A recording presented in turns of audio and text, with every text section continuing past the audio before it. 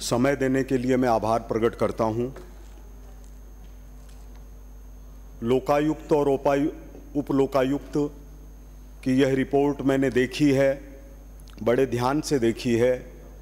मैं विद्वान सदस्य हरिमोहन जी की बात से सहमत हूं कि यह 1 साल की रिपोर्ट नहीं है, इसके पीछे की घटनाएं बहुत लंबी है। 1 साल की इसलिए क्योंकि उस साल के अंदर उसके ऊपर कार्रवाई हुई, जो शिकायतें दर्ज हुई वो भी उसके अंदर शामिल हैं और जिन शिकायतों का निराकरण हुआ वो भी उसके अंदर शामिल हैं। विषय यह है कि एक बार संजोग से मुझे लोकायुक्तों के राष्ट्रीय अधिवेशन में शामिल होने का मौका मिला और देश के सभी लोकायुक्तों का यह विषय था कि हमारे पास ऐसी ताकत नहीं है कि हम इस पर कार्रवाई कर सकें। यानी जो माननीय बूंदी से आने वाले विधायक महोदय ने कहा कि यह दंत विहीन है, मैं कहता हूं यह नख दंत विहीन है। इसके पास में कोई भी ऐसी चीज नहीं है, कोई शक्तियां नहीं है जिसके कारण यह कार्रवाई कर सकें, और शक्तियां हैं तो भी लोकायुक्त बनाने वालों के जाल में उलझ कर रह जाती है। मैंने कुदाल साहब, ML श्रीमाल साहब, मिलाप चंद जी जैन साहब को लोकायुक्त रहते हुए उनके दर्द को महसूस किया है। मैं केवल एक बात से, 2 बात से असहमत हूं, उनके ऊपर मैं बाद में आऊंगा, लेकिन मैं ये बताना चाहता हूं कि क्या लोकायुक्त की परिधि के अंदर सिर्फ छोटे अधिकारी आते हैं? क्या लोकायुक्त की परिधि के अंदर छोटे कर्मचारी आते हैं? लोकायुक्त ने जिनके ऊपर भी कार्रवाई की है उसमें एक भी बड़े अधिकारी का नाम नहीं। ऐसा नहीं है कि आते नहीं हैं, मामले बहुत होते हैं, लेकिन वो अपने अपने तरीकों से अलग हो जाते हैं, चाहे सरकार किसी की भी हो। मैं माननीय सदस्यों को, माननीय सभापति महोदय, आपके माध्यम से निवेदन करता हूं कि राजस्थान सामान्य राज्य नहीं है। राजस्थान की अपनी एक खासियत है, यहां की सड़कों के ऊपर वीरों के हड्डियों की धूल बनी है और शांति से सोचेंगे तो चेतक के टापुओं की आवाज और मीराबाई के गीतों की आवाज सुनाई देती है। महोदय मोहनलाल जी सुखाड़िया हमारे राजस्थान के सबसे ज्यादा समय तक मुख्यमंत्री रहने वाले व्यक्ति थे। उनके विनम्र व्यवहार को आज भी लोग याद करते हैं और ये कहते हैं कि अगर किसी मुख्यमंत्री ने अपने कर्मचारी को अपने से अलग नहीं समझा तो वो सुखाड़िया जी थे। मैं आपको बताना चाहता हूं, मैंने एक सुखाड़िया जी का पत्र पढ़ा है। जब वो कर्नाटक के राज्यपाल थे तो उन्होंने अपने बेटे को पत्र लिख करके कहा कि जो लोन लिया हुआ है उसका 1000 रुपया कैसे चुकाओगे। ये है ईमानदारी का प्रतीक। श्रीमान भैरव सिंह जी शेखावत, जिन्होंने प्रतिपक्ष को आवाज दी राजस्थान में, वो जब इमरजेंसी के अंदर 19 महीने तक जेल थे तो उनकी पुत्री और पत्नी ने किस तरह से घर चलाया, इसको सारा राजस्थान जानता है। यह है हमारी ईमानदारी का प्रतीक। लेकिन क्या वह ईमानदारी जिन्होंने राजस्थान का इतिहास लिखा है, वह ईमानदारी क्या सुरक्षित है? चाहे कोई भी लोकायुक्त हो। माननीय महोदय, पेज नंबर 124 इस रिपोर्ट के अंदर एक घटना का जिक्र है जिसमें एक तरफ प्रभु दयाल है और एक तरफ रतनलाल है।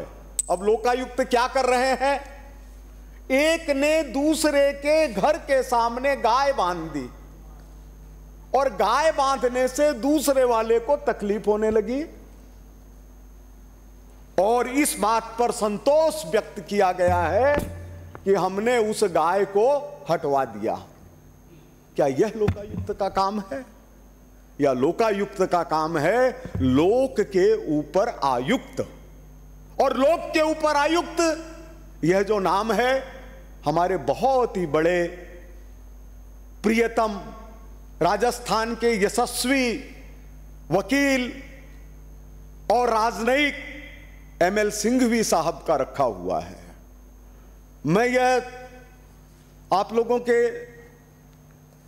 माननीय सभापति महोदय के जरिए निवेदन करना चाहता हूं लेकिन मैं इस बात से सहमत नहीं हो पाता जब ये कहा जाता है कि अन्ना हजारे जी ने जो आंदोलन किया उसके पीछे के जो कारण बताए गए उससे मैं अपने को सहमत नहीं पाता। इसका कारण है कि मनमोहन सिंह जी को मैं एक बेहद ईमानदार प्रधानमंत्री मानता हूं, इसमें कोई संदेह नहीं है। लेकिन क्या उस रात को भूल जाऊं जब बाबा रामदेव के नेतृत्व में 50,000 लोग धरने पर बैठे थे, उनको जिस तरह से लाठियों से मारा गया, कुचला गया और आंदोलन हटाया। मैं आपको सबूत के साथ कह सकता हूं सभापति महोदय, अन्ना हजारे के गांव में कई बार गया हूं। अन्ना हजारे जी से बहुत संबंध रहे हैं सभापति महोदय। उनकी गाड़ियों की मरम्मत का काम 20 वर्षों से कांग्रेस के मुख्यमंत्री रहे हुए लोग करते हैं।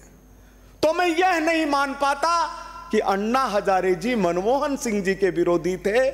जब हमारे भारत रत्न रहे प्रणब मुखर्जी जी 5 कैबिनेट मंत्रियों के साथ में अन्ना हजारे जी को लेने जाते हैं और समझाने जाते हैं, तब मैं समझ नहीं पाता कि कौन किसके साथ है, कौन किसका विरोधी है। क्योंकि अन्ना हजारे जी ने मेरे से कहा कि मैंने अपने जीवन में खाली पूरा उपवास एक ही दिन किया है, पूरा उपवास, जिस दिन इंदिरा जी की हत्या हुई। अब फिर कोई यहां साबित करे कि अन्ना हजारे जी मनमोहन सिंह जी के विरोधी थे, तो हम लोकायुक्त की जो यह रिपोर्ट है उसके खिलाफ जाने का काम करते हैं। मैं सब्जेक्ट के ऊपर हूं, भ्रष्टाचार। आपको सभापति महोदय मैं निवेदन करना चाहता हूं, विषय से सट करके चल रहा हूं, सट करके, हट के नहीं चल रहा हूं। एक बार माननीय अटल बिहारी जी वाजपेयी पत्रकारों के राष्ट्रीय अधिवेशन में जयपुर में आए, तो हिंदुस्तान की पहली घटना थी जब भैरव सिंह जी शेखावत चीफ मिनिस्टर होते हुए श्रोताओं में बैठे थे और कांग्रेस के पूर्व मुख्यमंत्री शिवचरण जी माथुर अध्यक्षता कर रहे थे।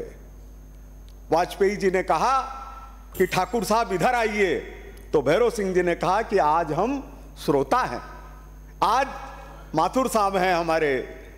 तो इस तरह के चरित्र के रहते हुए कभी किसी पार्टी की तरफ, किसी व्यक्ति की तरफ हाथ उठाते हैं तो हमारे आदरणीय मुख्यमंत्री जी सही कहते हैं कि हम किसी की तरफ एक अंगुली करते हैं तो 4 अंगुलियां हमारी तरफ होती हैं। मैं आपसे यह भी निवेदन करना चाहता हूं कि मैंने तो वो जमाने देखे हैं, जमाने देखने का मतलब बहुत बूढ़ा नहीं हूं माननीय सदस्य जी, लेकिन एक अमेरिकन मैगजीन न्यूज वीक के अंदर एक आर्टिकल छपा और उसके अंदर हमारे एक नेता की डिग्रियों के ऊपर सवाल उठाया गया कि इनकी डिग्रियां फर्जी है। यह सवाल उठाया गया कि इनकी डिग्रियां फर्जी हैं और परिणाम क्या निकला कि अगले साल उनको बुला करके पद्म भूषण दे दिया गया। मैं नेताजी का नाम नहीं बताऊंगा, लेकिन चूंकि वो अमेरिका के बहुत बड़े पत्रकारों में हैं, रफीक जकारिया जी, इसलिए उनके नाम का उल्लेख करना चाहता हूं। कभी भी चेक कर सकते हैं कि उनको पद्म भूषण दिया जाए। दूसरी चीज, मेरा निवेदन यह है कि यह जो रिपोर्ट है, यह रिपोर्ट बिना पढ़ी हुई रिपोर्ट है। शायद लोकायुक्त महोदय ने भी इसको पढ़ा हो कि नहीं पढ़ा हो, मेरे को संदेह है इसके ऊपर। उसका कारण है कि जिस रिपोर्ट के अंदर 2 पेज लगाए गए हैं, ऐसे 2 लोगों को के जिनको न्याय मिला लोकायुक्त के जरिए, सिर्फ 2 पेज हैं। फोटोग्राफ, उसको फोटो स्टेट करके वो 2 पेजों की चिट्ठियां छापी हुई है जिसके ऊपर यह है कि इन लोगों को लाभ मिला, लोकायुक्त से न्याय मिला। और एक जो चिट्ठी है, एक जो चिट्ठी है उसमें यह लिखा हुआ है लास्ट में कि कृपया शेष राशि का भुगतान करवाने का कष्ट करें। अगर यह न्याय है लोकायुक्त का, तो फिर उसको क्या माना जाए? जब एक व्यक्ति 2 चिट्ठियां लगा रहे हैं और एक चिट्ठी इस बात की है कि उसको न्याय ही नहीं मिला। तो मेरा अंत में बैठते समय सिर्फ ये निवेदन है कि भ्रष्टाचार इतना बड़ा जाल है कि उसके लिए आग पर चलना पड़ता है। मैं सभापति महोदय आपसे निवेदन करता हूं कि हम लोग इसी तैयारी के साथ विधानसभा में हैं। सभापति महोदय